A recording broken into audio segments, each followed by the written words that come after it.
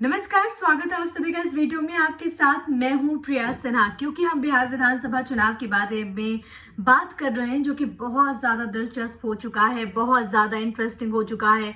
और अभी तक हमने तमाम मुद्दों के बारे में जाना, हमने ये जाना कौन कौन से अलायंस हैं, सीएम कैंडिडेट की हम बात कर रहे हैं कि कौन कौन से चेहरे रेस में आगे चल रहे हैं। और अब बात उस चेहरे की जिस पर हर किसी की निगाहें टिकी हुई हैं कि आखिरकार चुनाव में ये चेहरा क्या गुल खिलाता है। वो चेहरा कोई और नहीं है, वो नाम कोई और नहीं है, बल्कि है पुष्पम प्रिया चौधरी का। जी हाँ, एक महिला नेता, और खास तौर पर जिस तरीके से उन्होंने फिल्मी स्टाइल में बिहार की राजनीति में अपनी दस्तक दी है, बिहार की राजनीति में एंट्री की है, उसने ना केवल बिहार में उन्हें चर्चा का विषय बना दिया है, बल्कि देश भर में उन्हें चर्चाओं के बीच में लाकर खड़ा कर दिया है। देखिए, लोग भी सोच रहे हैं कि आखिरकार ये कौन ऐसी महिला नेता है, आखिरकार ये कौन ऐसी लड़की है जो कि इस तरीके से बिहार की राजनीति में कूद गई है। और मेरे ख्याल से पास्ट में ऐसे कोई एग्जाम्पल इस तरीके से सामने नहीं आए होंगे किसी महिला नेता को लेकर, जो कि आती हैं और ऐलान कर देती है पब्लिक फोरम में कि मैं सीएम बनना चाहती हूँ। ये चेहरा अपने आप में बहुत ज़्यादा उम्मीदों को लिए हुए, और ये उम्मीद है एक नए बिहार के लिए। जी हाँ, 8 मार्च का वो दिन जब तमाम अखबारों में बड़े बड़े पोस्टर्स छपे, जब तमाम अखबारों में बड़े बड़े विज्ञापन छपे, और उसमें एक चेहरा था, वो था पुष्पम प्रिया चौधरी का, जिन्होंने खुलेआम ये ऐलान कर दिया कि बिहार की तस्वीर वो बदलना चाहती हैं, बिहार के मुख्यमंत्री वो बनना चाहती हैं। जिस तरीके से ये इश्तिहार जिस तरीके से लोगों के घर गया, ना केवल आम जनता से जो जुड़ाव है वो यहाँ पर वो स्टैब्लिश करने में कामयाब रही, बल्कि राजनीतिक दलों के बीच में वो चर्चा का विषय बन गई। हड़कंप मच गया सियासी पार्टियों में कि आखिरकार बिहार की सियासत में ये कौन महिला चेहरा है जो कि इस तरीके से उभरा है। और अगर मैं बिहार की सियासत की बात करूं तो बहुत ज़्यादा ऐसे एग्जाम्पल्स नहीं है जहां पर एक महिला लीडर इस तरीके से निकलकर सामने आती है। एक महिला लीडर जो कि खुले में सरकार के आलोचनाएं करती है, एक महिला लीडर जो कि ये बता रही है कि विपक्ष अपनी जिम्मेदारी से भाग रहा है, एक महिला लीडर जो कि खुलेआम ये कह रही है कि नीतीश कुमार ने, लालू यादव ने अपने शासन में वो काम नहीं किया है जिसकी बिहार की जरूरत थी। ये बात खुलेआम उन्होंने कही, और ये कहीं ना कहीं उनके तमाम जो बयान है वो उनको चर्चाओं के बीच में लाकर खड़ा कर देते हैं। 8 मार्च को जिस तरीके से मैंने जिक्र किया, ऐड उन्होंने जो निकाला था उसमें लिखा था कि मैं बिहार को बदलना चाहती हूँ, मैं सीएम बदलना चाहती हूँ, और उसके बाद उन्होंने प्लुरल्स पार्टी का ऐलान कर दिया। 8 मार्च इसलिए महत्वपूर्ण है क्योंकि देखिए, एक लंबा वक्त था चुनाव में, लेकिन उससे पहले ही उन्होंने साफ कर दिया कि वो सीएम की रेस में आ चुके हैं, और उसके बाद उन्होंने प्लुरल्स पार्टी का गठन कर दिया। उसके बाद अब क्योंकि तमाम चीजें आगे बढ़ रही हैं और उसमें अब प्रत्याशियों के नाम भी सामने आ चुके हैं, मैनिफेस्टो भी सामने आ चुका है, मैं उस पर आऊंगी। लेकिन उससे पहले मैं आपको ये बताएं कि प्लुरल्स पार्टी के ऐलान के बाद तमाम जो प्रत्याशियों को टिकट दिए गए हैं, खुद पुष्पम प्रिया चौधरी 2 सीटों से चुनाव लड़ रही हैं, बांकीपुर विधानसभा सीट से, इसके अलावा बिस्फी विधानसभा सीट से वो चुनाव लड़ रही हैं। एक सीट पर उनका मुकाबला हो रहा है कांग्रेस के शत्रुघ्न सिन्हा के बेटे के साथ, यानी कि मुकाबला जो है वो बेहद रोमांचक, लेकिन पुष्पम प्रिया चौधरी का ये दावा है कि वो इसमें जीत हासिल करेगी। अब हम पुष्पम प्रिया चौधरी की बात करते हैं तो आपके जहन में भी बात होगी कि आखिरकार ये कौन है, आखिरकार एक लड़की ये कौन है जो कि किसी और क्षेत्र में जाने के बजाय, पढ़ी लिखी लड़की जो कि किसी और क्षेत्र में जाने के बजाय राजनीति क्यों चुन रही है, क्या वजह है इसकी। तो वजह आप ये समझ लीजिए कि राजनीति से इनका कोई नया नाता नहीं है, इन्हें विरासत में सियासत मिली है। इनका पूरा परिवार राजनीति में है, खास तौर पर इनके पिता जो कि जेडीयू से एमएलसी रहे, नीतीश कुमार के बेहद करीबी, इनके चाचा जो कि जेडीयू में रहे, इनके दादा जो कि नीतीश कुमार के बेहद करीबी बताए जाते हैं। यानी कि तमाम जो लोग हैं, तमाम जो चेहरे इनके परिवार में, उनका ताल्लुक जनता दल यूनाइटेड से। हो सकता था अगर पुष्पम प्रिया चौधरी चाहती तो वो जेडीयू में आ सकती थी, और जिस तरीके से उनके परिवार के रिश्ते रहे हैं जनता दल यूनाइटेड के साथ, मुख्यमंत्री नीतीश कुमार के साथ, संभवतः उन्हें टिकट ही मिल जाता जनता दल यूनाइटेड की ओर से, किसी एक सीट पर तो पार्टी उन्हें लड़ा सकती थी। लेकिन देखिए, पुष्पम प्रिया चौधरी ने यहाँ पर एकला चलो की राजनीति अपनाई, यहाँ पर एकला चलो का मार्ग उन्होंने अपनाया, क्योंकि उनको पता है कि वो जब अकेले आगे बढ़ेंगे तो उन्हें वो पॉपुलैरिटी मिलेगी जो पॉपुलैरिटी उन्हें कम से कम जेडीयू के भीतर रह करके तो नहीं मिलती। इसी वजह से उन्होंने अकेले जाने का फैसला लिया, और अकेले जाने का उन्होंने फैसला लिया और इसके बाद जो लोग हैं वो उनके साथ जुड़ते चले गए, जिसका नतीजा ये निकला कि उन्होंने अधिकांश सीटों पर अपने कैंडिडेट्स उतार दिए हैं। जब हम उनकी बात कर रहे थे तो हमने आपको जिस तरीके से पहले बताया कि वो लंदन से लौटी और लंदन में हायर स्टडीज उन्होंने की, और इसके अलावा पब्लिक एडमिनिस्ट्रेशन और डेवलपमेंट स्टडीज में उन्होंने एमए किया है, यानी कि लंदन से उन्होंने शिक्षा हासिल की है।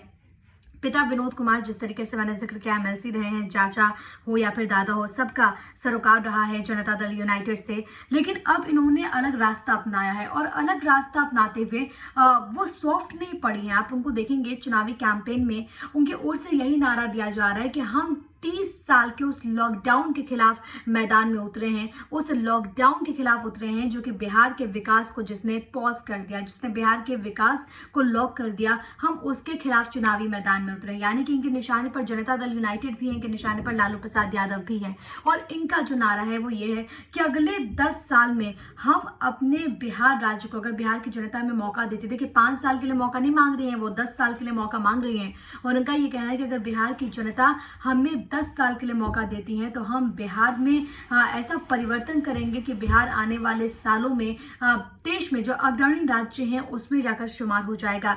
यहाँ पर एक चीज़ और दिलचस्प है, क्योंकि मैंने जिक्र किया कि उन्होंने मैनिफेस्टो भी जारी कर दिया, और इसमें उन्होंने 2020 से लेकर 30 तक का जिक्र किया है। 10 साल का वक्त तो पहले से ही मांग रही है, लेकिन मैनिफेस्टो में जो उन्होंने एक इक्वेट किया है वो ये है कि 2020 से 30 के 8 दिशा 8 पहर, इसमें कुछ महत्वपूर्ण 8 बिंदु हैं, उसमें सब टॉपिक्स हैं जिसके तहत उन्होंने बात कही है कि हम बिहार को किस तरीके से विकास की दिशा में ले जाएंगे। मुख्यतः अगर बात कर ली जाए तो 8 डेवलपमेंट जोन में बिहार का विकास करने की बात कही गई है, कृषि को उद्योग का दर्जा देने की बात कही गई है, 1 लाख स्टार्टअप की बात कही गई है, 8 बुनियादी इंफ्रास्ट्रक्चर की बात कही गई है कि इन तमाम जोन्स में हम ये बनाएंगे ताकि लोगों को रोजगार से भी जोड़ा जा सके और आगे बढ़कर हम विकास की राह में अग्रसर हों। इसके अलावा देखिए महत्वपूर्ण चीज ये भी है, क्योंकि पुष्पम प्रिया चौधरी, मुझे नहीं लगता कि बिहार की सियासत में इस वक्त ऐसा कोई एक्सपेरिमेंट जिसको जनता एक्सेप्ट करना चाहेगी। बिहार की जनता एक्सपेरिमेंटल उतनी ज़्यादा नहीं है मेरे ख्याल से, तो मुझे नहीं लगता कि किसी नए चेहरे पर वो इस तरीके से विश्वास जताएगी। लेकिन कितना अच्छा होगा जब हम तमाम चीज़ों से ऊपर उठ करके ऐसे नए चेहरे को मौका देंगे।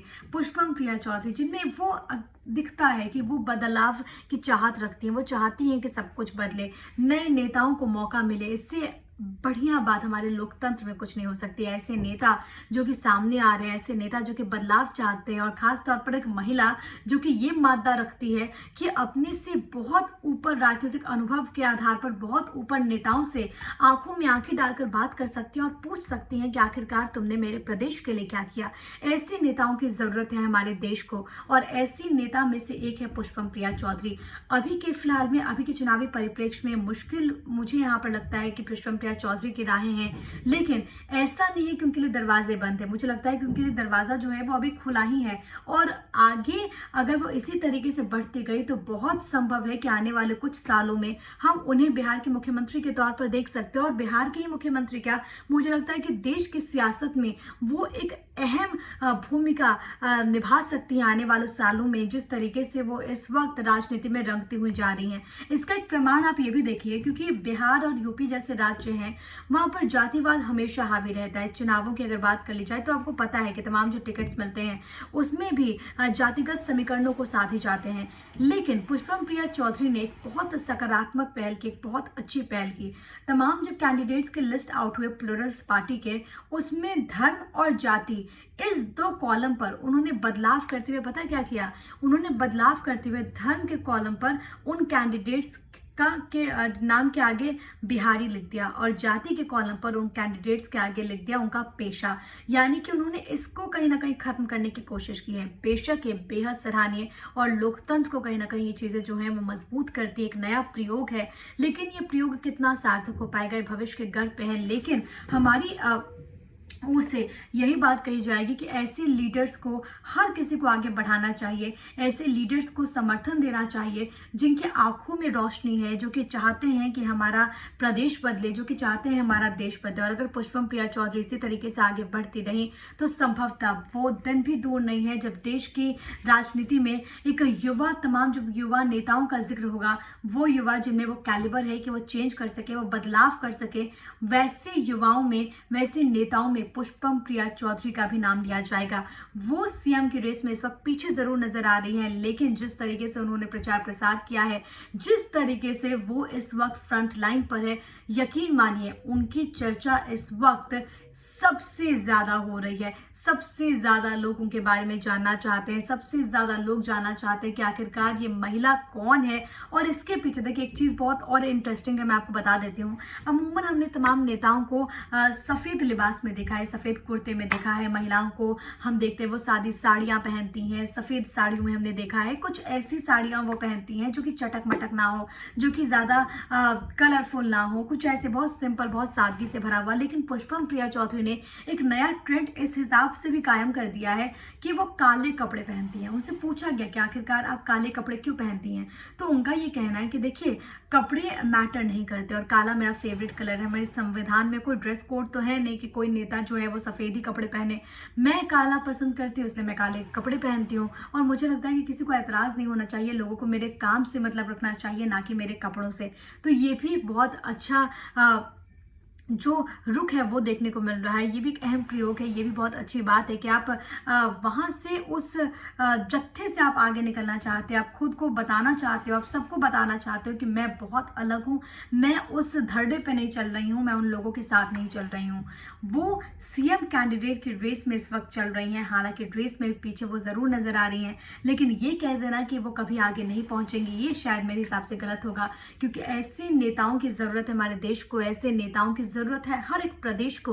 और संभवतः आने वाले सालों में वो एक सीएम, एक मजबूत सीएम कैंडिडेट के तौर पर हमें जरूर नजर आएंगे। पुष्पम प्रिया चौधरी के बारे में आप क्या सोच रहे हैं, वीडियो पर कमेंट करके जरूर बताइए। और लाइक और शेयर आप इस वीडियो को जरूर कीजिएगा अगर आपको पसंद आए तो। आपसे फिर मुलाकात होगी एक नए विषय के साथ, एक नए टॉपिक के साथ। तब तक अपना ख्याल रखिए। धन्यवाद।